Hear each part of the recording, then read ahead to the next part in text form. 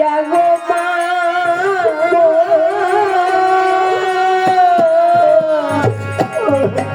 ও গো মা কি কাজ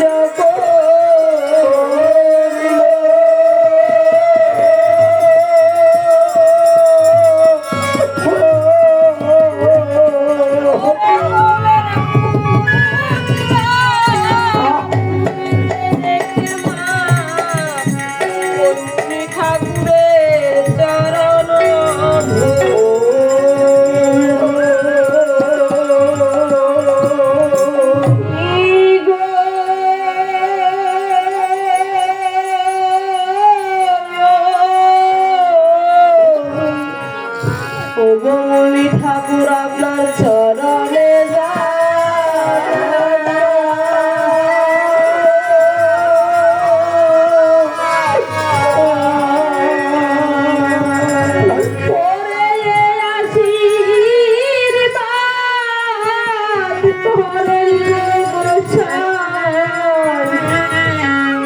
দুটি পুত্র দিয়ে আমি যেন শ্রীরামচন্দ্রের যুগল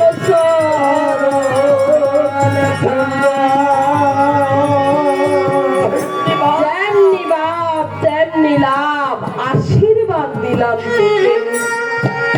এবার মুনি এসেছি মাগো দীক্ষা দাও আমাকে।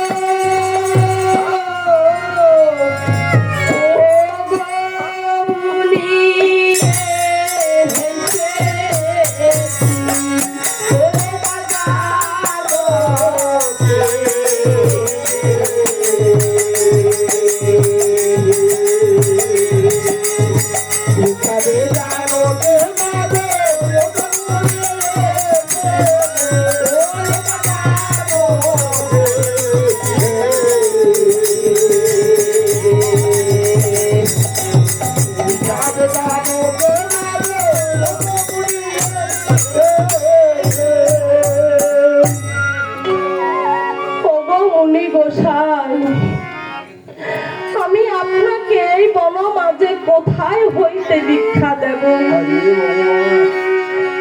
আমার কাছে তো মুনি গোসাই দেওয়ার মতো কিছু নেই। আমার কাছে তো কি আছে না আছে আপনি সব জানেন। আমি ছিলাম রাজার কুমারী, আমি ছিলাম রাজার পুত্র বধূ। আজ কপাল বসে আমি কাঙ্গালি। এই বনের মাঝে আমার কাছে দেওয়ার মতো তো কিছু নেই। তখন সীতা দেবীকে মুনি গোসাই বললেন, ওগো মা, আমি তোমার কাছে যেই ধন নেই, আমি এমন কোনো ধন আমি তোমার কাছ থেকে চাইনি। তোমার কাছে যেই ধন আছে মাগো, আমি তোমার কাছে সেই ধন আমি চেয়েছি। ওগো লক্ষ্মী, তুমি তো সারা জীবন তোমার দুঃখের বিবরণ আমাকে অনেক বলেছ। আমাকে তোমার সে দুঃখের কথাগুলো তুমি আমাকে বলেছিলে। মাগো, ওগো মা, শুনো দিয়ে মন। মাগো, তুমি একটা শাস্ত্রের কথা মাগো তুমি করো না আলাপন। সত্যের কারণে কুর্ম ধরেছে মেদিনী, সত্যের কারণে গঙ্গায় সদাই বয়ে পানি, সত্যের কারণে চন্দ্র সূর্যের গগনে উদয়, সত্যের কারণে বায়ু সদাই মন বজায়। সত্য সত্য গোবচন মাগো, এই সপ্তম দিবসের জন্য চাই তোমার এই পুত্র। অষ্টম দিবসে আমি তোমার পুত্র এনে দেব।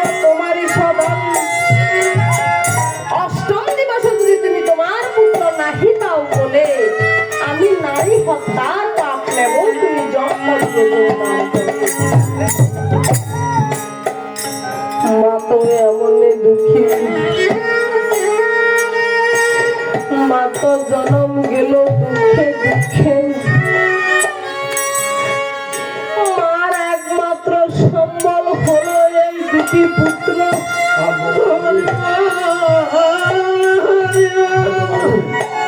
আর এইদিকে মুনি গোসাইকে বললেন, গো মুনি গোসাই, এই দুটি পুত্র বিনে তো আমার এই বনের মধ্যে আপন বলতে কেউ নাই। ওরে কি বলি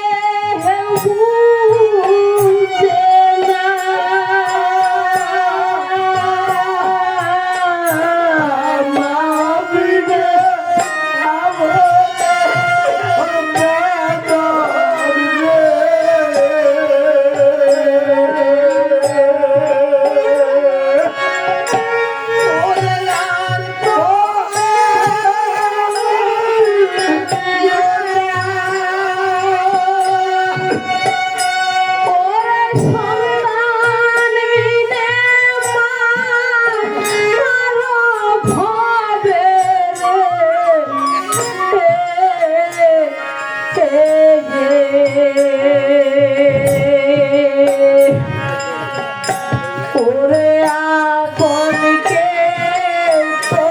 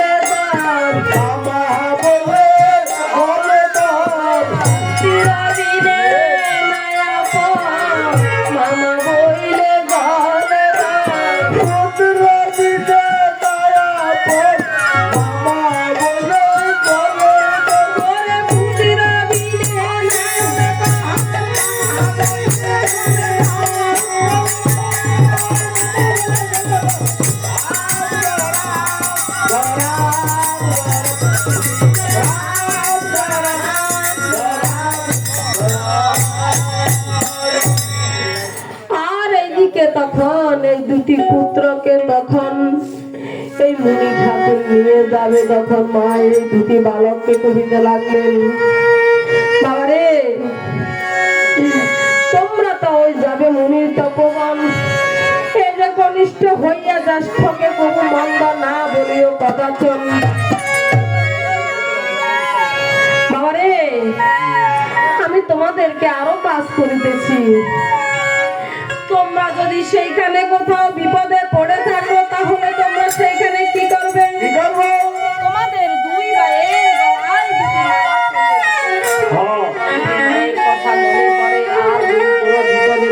থাকো, তাহলে এই মালার সাথে কথা বলবে।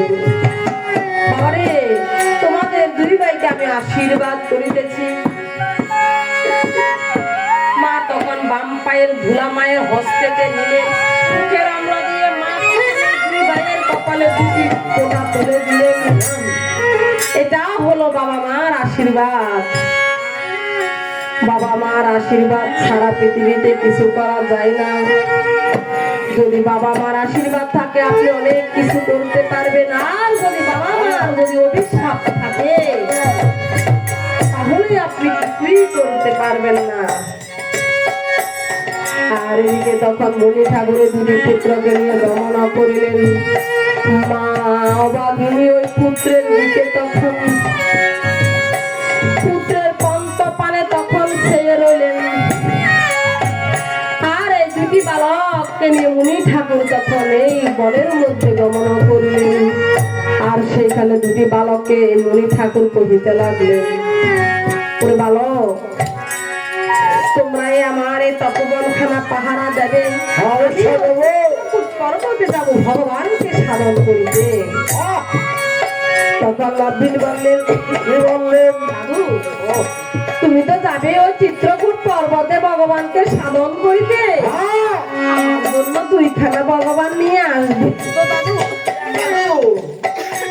আমার জন্য দুখানা ভগবান নিয়ে আসবে। ওরে লব, ওরে কুশ, আমি তোমাদের দুই ভাইয়ের জন্য চারখানা ভগবান নিয়ে আসবো। আর এদিকে তখন দুই ভাই বনের মধ্যে তখন দুই ভাই খেলিতে লাগলেন। আর এই বনের মধ্যে দুই ভাই সেদিন খেলতে লাগলেন।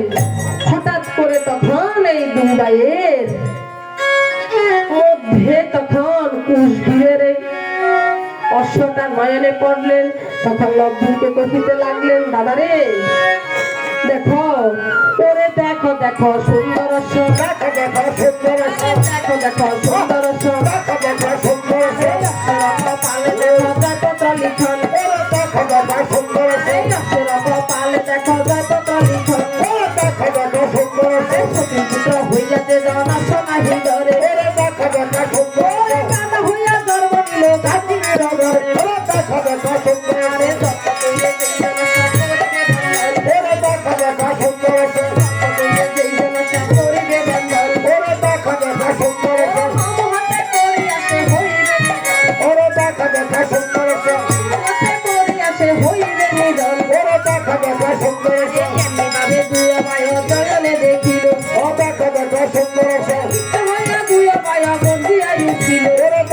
যত কইলে মায়ের অপিপাতে দুবাই আশা বন্ধ করলো। দেখা দেখা সুন্দর সমাধি দুই ভাই দেখা দেখা সুন্দর দেখা দেখা সুন্দর এমন সময় শত্রু নবীর গেলে না শাখায় দেখা দেখা সুন্দর এমন সময় শত্রু নবীর গেলে না শাখায় দেখা দেখা সুন্দর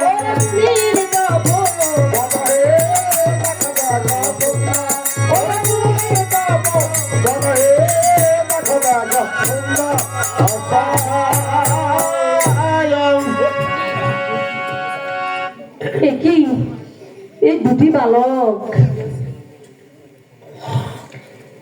এই দুটি বালক এই গাছতলায় শুয়ে আছে। কোন মায়ে জানি এই দুটি বালককে ধরিয়াছে গর্বে, কত শত পূর্ণ সেজে করিয়াছে পূর্বে।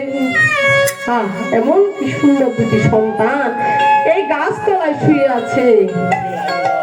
কি এখানে তো আমাদের অশ্বটাও বন্ধন আছে। এই দুটি বালককে একবার জিজ্ঞাসা করি, বালক রে, ওরে বালক, তোমরা কি বলতে পারবে? হ্যাঁ, বলতে পারবো। এই অশ্বটা কে বন্ধন করেছে?